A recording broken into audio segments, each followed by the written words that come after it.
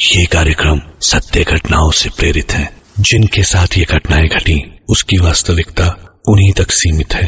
भूत प्रेतों और अपसामान्य विषयों के होने पर चैनल कोई दावा नहीं करता और न ही प्रोत्साहन करता है। रूहों और जिन्नातों की अपनी एक अलग दुनिया होती है, पर कभी कभी वो हमसे टकरा जाते हैं। तब जब हम जाने या अनजाने उनकी इस अलहदा सी जिंदगी में दखल दे देते हैं और उसका अंजाम खून जमा देने वाला होता है। आज आपके सामने कुछ ऐसी ही कहानी लेकर आया हूं। ये कहानी मेरे एक खास दोस्त फरमान की आंखों के सामने घटी। तो चलिए उन्हीं से सुनते हैं उनकी ये आप बीती। जब मैं छोटा था ना, तब मेरे घर में सब मुझे राजा के नाम से बुलाया करते थे। हमारी फैमिली सहारनपुर में रहा करती थी, पर अक्सर गर्मियों की लंबी छुट्टियों में हम हमारी फैमिली के साथ अपने रिश्तेदारों के पास सरसावा चली जाया करते थे। बस वहां पहुंचने के बाद तो हमारा एक ही काम हुआ करता था, सुबह सुबह बैट बॉल लो, निकल जाओ, जम कर क्रिकेट खेलो और फिर दोपहर को खाना खाने के लिए घर लौट आओ। उस दिन भी मैं अपने दोस्त बबलू के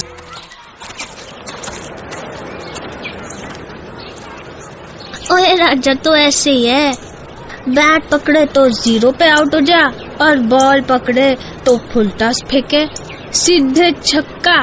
ज्यादा दांत मत ही निकाल, कल 50 मारे थे मन ने, किसी से आउट हुआ क्या मैं? अबे तुक्का लग गया था कल। ओ बबलू उसमें पैर मत रख, कबर है वो। अरे मरने वाला मर लिया, अब यहाँ थोड़ी सो रहा वो।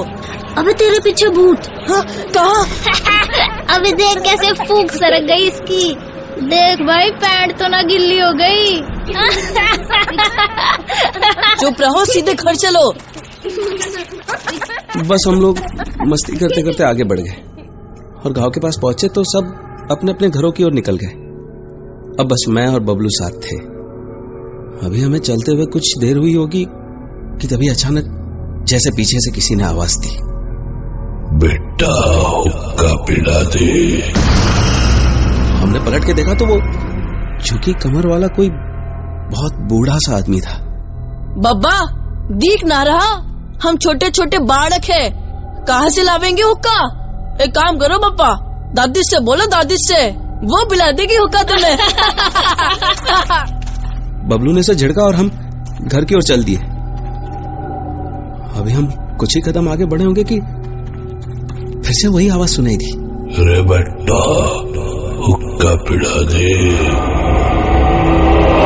हम पलटे तो मैंने देखा वो बूढ़ा सिर्फ बबलू की ओर देख रहा था, उसे घूर रहा था। जिस तरह वो उसे देख रहा था मुझे डर लगने लगा। मैंने बबलू से कहा, ओए बबलू तेज चल, मेरे को ना कुछ गड़बड़ लग रही। और फिर हम तेजी से एयरफोर्स की फेंसिंग के नीचे से घुस के गांव की ओर बढ़ गए। पर एक बार फिर से वही आवाज, बेटे हुक्का पिला दे। इस बार तो मेरा बदन ठंडा हो गया। इतना बूढ़ा आदमी जिसकी कमर झुकी हुई है इतनी आसानी से फेंस पार करके कैसे आ गया? तो जितनी तेज हम चल रहे थे उसकी बराबरी वो कैसे कर सकता था? मैंने बबलू का हाथ कस के पकड़ा और उसे लगभग खींचता सा गांव की ओर दौड़ पड़ा। अरे क्या हो गया तुझे? गुड्डे से डर रहा है तू? पीछे मत देख बबलू, ये वही कमर वाला लग रहा है मेरे को। तभी मुझे एहसास हुआ कि जैसे बबलू का हाथ पूरी तरह कप रहा है। बबलू बुखार हो रहा है, कैसा जल रहा है तेरा हाथ? अरे कोई बुखार ना है मुझे, बुखार तो बबलू के पास भी ना पड़ता। बबलू चाहे ऊपर से कुछ भी नहीं बोल रहा, पर अब तक वो खुद भी बहुत डर चुका था। मैं जानता था कि वो जो भी है मेरा नहीं बबलू का पीछा कर रहा है, क्योंकि वो सिर्फ बबलू को ही घूर रहा था। मैंने बबलू का बुखार से तपता हुआ हाथ और कस के पकड़ लिया और तय कर लिया कि कुछ भी हो जाए मैं बबलू का हाथ किसी कीमत पर नहीं छोड़ूंगा। और हम घर की ओर लगभग भाग ही रहे थे, फिर भी वो आवाज हमारा पीछा छोड़ने को तैयार नहीं थी।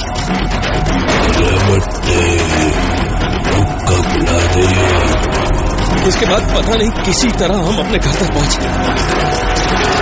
मैं पागलों की तरह दरवाजा पीट रहा था। मम्मी मम्मी, चाची, दरवाजा खोलो, दरवाजा खोलो, मम्मी। राजा, क्या हुआ तने? तू ऐसा पागल सा क्यों चिल्ला रहा है? वो बुढ़ा पीछा ना छोड़ रहा हमारा। बुढ़ा? कौन बुढ़ा है? कहाँ? मारे को तो ना दिख रहा। अरे वो देखो चाची, खड़ा तो है सही।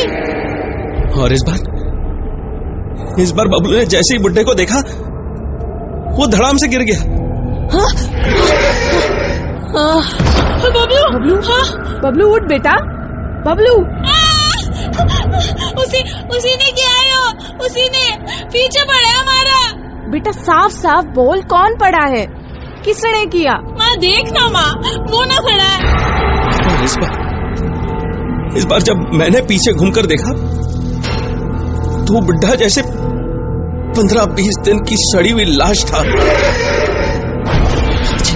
अजीब सी गंध का झोंका आया मेरी नाक में। लगा जैसे मुझे उल्टी हो जाएगी। खून जम गया मेरा। तब तक बबलू की माँ के साथ आस पड़ोस वाले भी आ गए वहां। बबलू की माँ तो बबलू को ऐसे पड़ा देखकर बदहवास रोने लगी। क्या हो गया मेरे बच्चे को?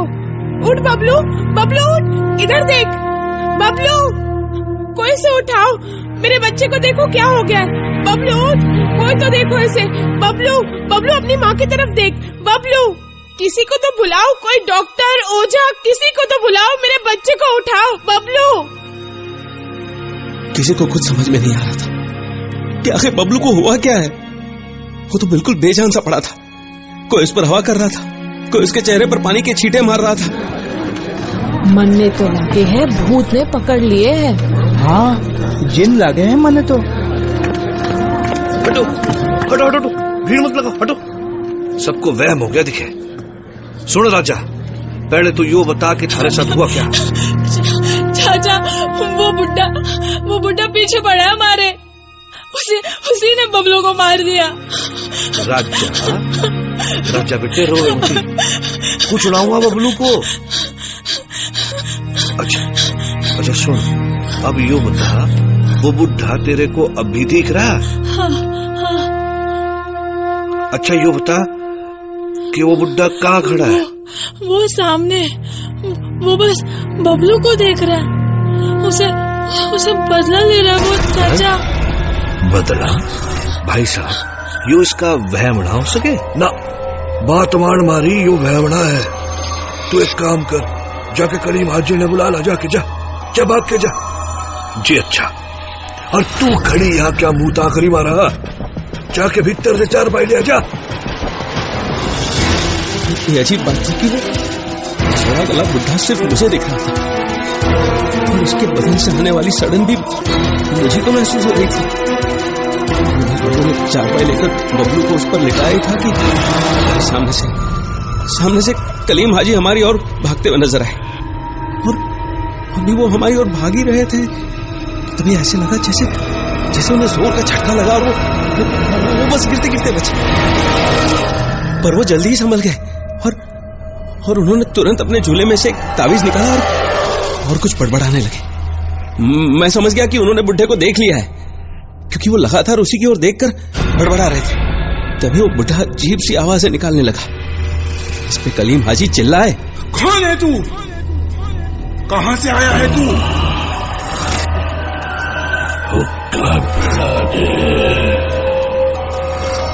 मेरी बात का जवाब नहीं देता, यही गाड़ दूंगा तुझे। बोल, कहां से आया है तू? कब्रिस्तान से। तू यहाँ क्या कर रहा है? बच्चे के पीछे पड़ा है? इसने मेरी कब्र पे पैर रखा था, हक जताया था इसने जमीन पे। इसने उसी जमीन पे भेजूंगा मैं। इसकी जमीन दूंगा इसने, वहीं लिटाऊंगा जमीन के नीचे से। बुड्ढे का इतना कहना था कि तभी बबलू का चारपाई पे पड़ा हुआ बदन बुरी तरह कांपने लगा।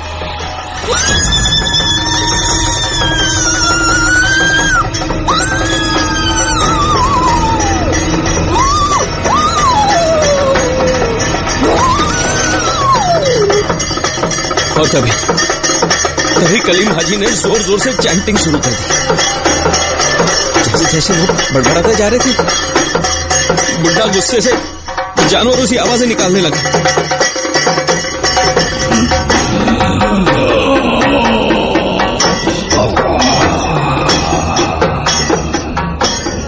देख, नादान है वो, बच्चा है अभी, भूल हो गई उससे। तुझे इतनी सी बात समझ नहीं आती। तू भी जाएगा इसके साथ। तू मुझे मारेगा? मुझे मार सके तो मार, पर बच्चे का पीछा छोड़ दे, छोड़।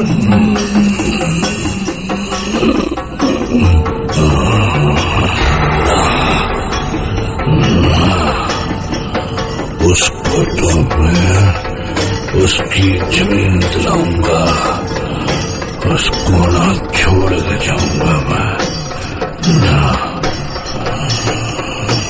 और कलीम हाजी ने उसकी एक बात नहीं सुनी, उसे कोई जवाब नहीं दिया, बल्कि उन्होंने और भी जोर से चैंटिंग शुरू कर दी।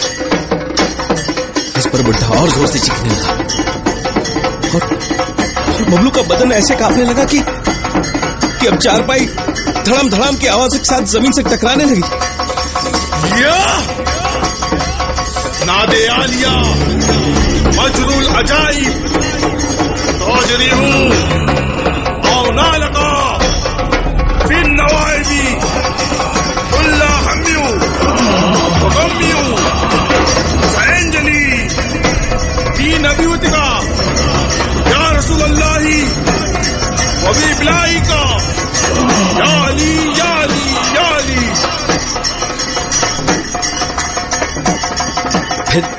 फिर कलीम हाजी वैसे ही बड़बड़ाते हुए उसकी ओर बढ़े और उन्होंने उसकी ओर फूंका।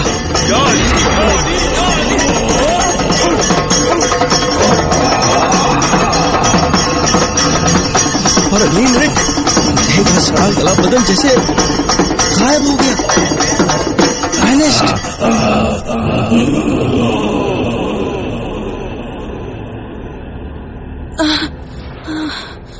और तभी बबलू का कांपना भी बंद हो गया और वो दर्द से कराने लगा। मम्मी, माँ। ओ हाजी चाचा, चला गया कि था कौन वो? चला गया वो, पर आज के बाद कोई मत जाना वहां। बहुत बुरी रूह है वो, जिन्नात की ताकत है उसमें, वो कुछ भी कर सकता है, कुछ भी कर सकता है। कोई मत जाना वहां, बिल्कुल मत जाना। या अली। तब तो सब कुछ नॉर्मल हो गया, पर उसके बाद मैं कई दिनों तक बुखार में पड़ा रहा। शायद डर गया था मैं, और उसी डर ने इस वाक्य को हमेशा के लिए मेरे दिमाग में छाप दिया। बबलू से अनजाने ही सही, पर वो भारी भूल हो गई थी जिसने उसकी जिंदगी को खतरे में डाल दिया था। बाय द वे, आपके पास वक्त है एक दिन का। जब तक मैं एक नई कहानी लेकर लौटूंगा, तब तक आप सोचिए इस रहस्य को कि बबलू के साथ दरअसल जो हुआ, क्या वो सच था?